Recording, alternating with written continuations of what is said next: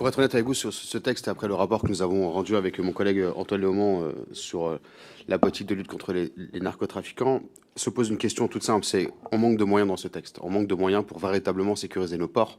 Aujourd'hui, nous avons besoin de plus de scanners, et pas simplement au Havre, mais dans l'ensemble des ports de France, et de moyens complémentaires sur la corruption et le blanchiment d'argent.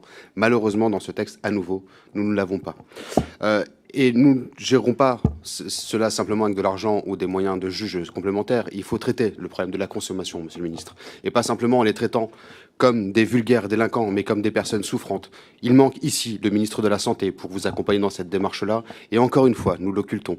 Et la Fédération des addictions a encore pris position, justement, dans ce sens-là, et tant que nous assécherons pas le marché, nous ne pourrons rien faire contre le narcotrafic, et ce n'est pas les dispositions que vous proposez aujourd'hui qui permettra d'y arriver, car ce texte ne permettra qu'une seule chose, de la poudre de la perlimpinpin pour nos narcotrafiquants qui sont à Dubaï.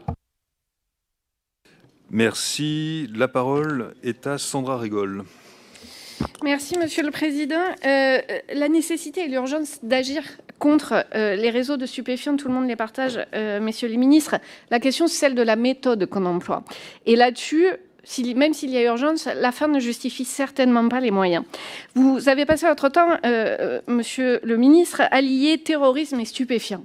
C'est un peu étonnant parce que vous faisiez référence, monsieur Darmanin, tout à l'heure, au vote des écologistes au Sénat. Moi, monsieur Retailleau, j'ai envie de faire référence à la commission d'enquête du Sénat qui dit que sur le lien entre terrorisme et narcotrafic, ces liens restent, en France, opportunistes, involontaires et fortuits. Il n'y a rien, ni dans les méthodes, ni dans les façons de faire. Et pourtant, ce que vous nous proposez, c'est un élargissement des méthodes du renseignement sur le terrorisme à celle du narcotrafic. Vous admettrez que c'est quand même un petit peu léger. Léger parce que la question du blanchiment, elle qui est au cœur de ce rapport, vous l'évoquez à peine. Elle est à peine touchée. La question des réseaux internationaux de l'argent, le fameux follow the money qui devait être la base de ce texte, c'est à peine 2-3 articles à la marge.